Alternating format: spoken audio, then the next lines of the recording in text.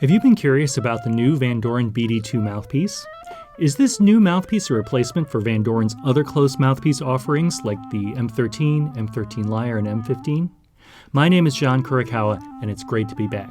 It's always fun to explore new equipment, and although I don't make mouthpiece changes very often, this is one I'll admit I've been curious about. Before we get into the video, please don't forget to like the video and subscribe, as I've got a lot more videos in the pipeline you won't want to miss. I have another video on handcrafted mouthpieces versus machine-made mouthpieces. I'll link it down in the description as it has some relevant information to this review. I will admit my bias is towards handcrafted clarinet mouthpieces as I have performed on them for the majority of my career, but I have used the Vandoren M13 Lyre briefly as well. Now comes the usual YouTube disclaimer. This is not a paid video. No one is paying me anything to say anything about these mouthpieces, and I purchased these mouthpieces with my own money. These views are mine and mine alone. I wanted to purchase more than 2 to try, but the vendor I chose would only allow me to purchase 2 at a time. One other thing, I don't have an agenda except to help others make beautiful music on the clarinet. If you use a BD mouthpiece and love it, that's fine. If you tried them and you hate them, that's fine too. Choice is good, and we should be able to pick equipment that allows us to find our unique voice on the clarinet. After all, being a great musician is not dependent on what company's brand you have plastered all over you. It's all about what you have to say as a musician through your clarinet. And finally, I'm sorry I've been gone for so long. A ton of performances with the orchestra, plus a lot of stuff at school kept me really busy, but I'm excited to be back and making videos again. Let's start with an unboxing.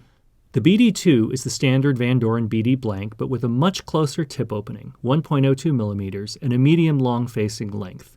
It comes in the standard Vandoren mouthpiece packaging, a double sleeve package. The mouthpiece is well protected with foam at both ends and doesn't come with anything else. As we examine the mouthpiece, we can clearly see the machined facing on the table of the mouthpiece in these circular marks. It would appear that this mouthpiece was finished largely by machine without a lot of hand finishing.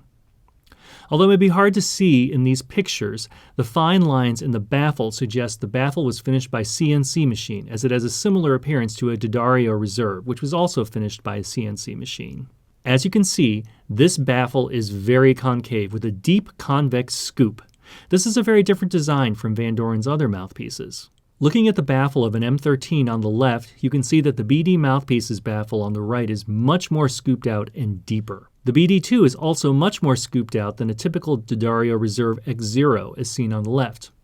All of the Vandoren BD mouthpieces I've personally seen share a very similar baffle configuration, regardless of model, and it seems that this is the direction Vandoren wants to go in terms of mouthpiece design for its new models. I've seen this scooped out design in other mouthpieces in my collection, such as mouthpieces made by Zinner in Germany. Many mouthpiece makers in the American market used these mouthpieces as a base before Zinner went out of business. Playtesting mouthpieces also had a deeply scooped baffle, as seen here. We'll talk more about the ramifications of this design later in the video. Back in the day, I remember getting mouthpiece patches with some commercial mouthpieces from certain retailers. This would be a great perk and help protect your investment. Hint, hint, Vandoren. Now what you've all been waiting for, the playing test. I'm using my usual clarinet, a Yamaha CSVR set up by Tomoji Hirokata. After some experimentation, I'm using Vandoren V12 3.5 Plus reeds. Considering that this mouthpiece has the same facing or tip opening and facing length as the M13 Lyre, this makes sense. As of this recording, Vandoren has not updated their mouthpiece specification chart to include reed strength recommendations, but they recommend 3.5 plus to 4.5 for the M13 Lyre, so this seems like it's in the ballpark. As I said in my other mouthpiece video, when I test a mouthpiece, I look for a good driving experience. How does the mouthpiece respond, articulate, and tune? Does it respond immediately in every register, or do I have to bite and chew on it to get it to speak? Does it articulate easily? Is it flexible enough to allow a wide range of dynamics without having to bite and chew with my embouchure? If a mouthpiece will do all of these things, the sound is probably in the ballpark. A good sound won't do you any good if the mouthpiece doesn't respond with a relative amount of ease or plays out of tune. For the sake of comparison, I'll follow each playing test on the BD2 with the same playing test on my normal mouthpiece, a mouthpiece handcrafted by Ramon Witkowski, also with the close tip opening, so you can hear the difference in concept between these two very different mouthpieces. I'll be using different reeds suited and broken in with each mouthpiece to keep things as level as possible.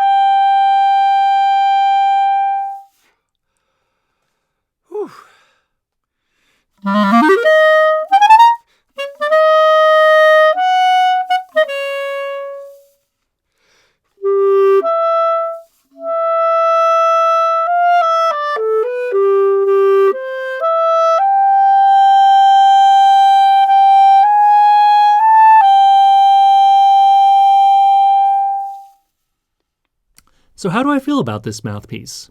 As I mentioned before, I played the M13 lyre for short periods in my career. Is this mouthpiece a replacement for it? Does it feel at all similar?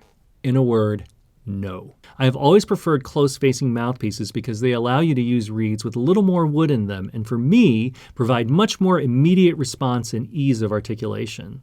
Although the facing on the BD is technically the same as the M13 lyre, it feels much more resistant than I would expect a facing with these numbers to feel. Why is that? The answer is the internal design. I've already shown you the deep scooped-out baffle of the BD mouthpieces, and there's nothing wrong with that. I previously played a Hawkins mouthpiece on a Zinner blank with a similar baffle design. The main difference, though, is that most Zinner mouthpieces had extremely close tip openings, about 1 millimeter or even less. This is because when the baffle scoops away from the tip rail so drastically, it creates a lot more resistance and a much duller sound. You need to make the tip opening a lot closer to compensate for this. So although 1.02 millimeters might seem close in terms of numbers, the deeply scooped baffle makes it actually feel much more open and resistant than it actually is. All things being equal, close tip openings generally need harder reeds, and more open tip openings require softer reeds. The design of the BD mouthpieces causes the sound to become much duller and more diffused, or spread, suppressing high overtones and creating a lot of resistance. While sound is a matter of opinion, the feeling this creates for me is that I have to blow a lot harder to get the same amount of volume that I do on my normal mouthpiece, and with a much more traditional baffle and tip rail configuration. The other danger here is that this design definitely causes me to bite to hold the sound together. I and many other American clarinetists hear a focused sound in our heads, and when a mouthpiece has a naturally diffused sound, I want to bite or clench naturally, with my lower jaw to bring focus to the sound. I honestly like the feeling of cushion I get from this setup. In an odd way, it plays easy, but it's not the same amount of cushion throughout every register. I notice particularly in the altissimo that I have to manipulate my embouchure a lot more to achieve good response and center to the tone. Personally, I'd rather have the focus built into the mouthpiece rather than me bringing it to the table. During my career, I've played some setups with a similar design, and honestly, it was rather addicting.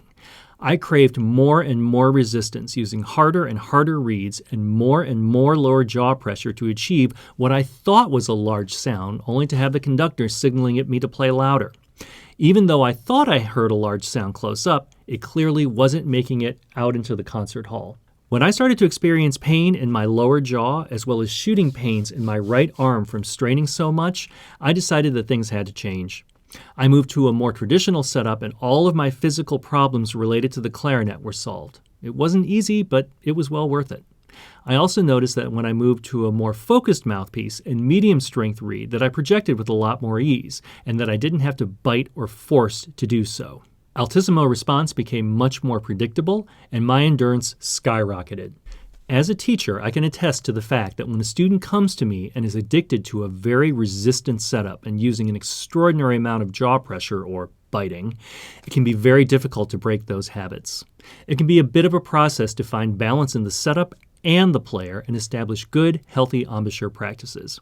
All this means is that you need to find the mouthpiece that functions properly with your individual anatomy. I'm sure the BD2 might be perfect for someone else, but not for me.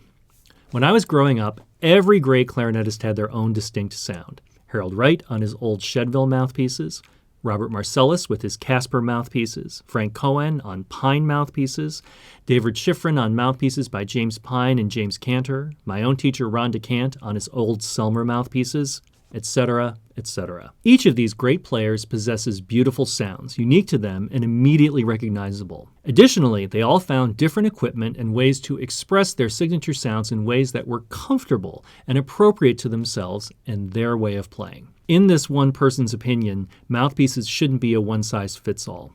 Try everything, but when you find a mouthpiece that allows you to express your own unique musical voice with a good amount of comfort, treasure it and use it for all it's worth. So have you tried the BD2? What do you think about it? Do you like it? Not like it? What has your experience been? Please sound off in the comments below. I look forward to hearing from all of you. Thanks for watching. Don't forget to like and subscribe, and I'll see you in the next video. Take care.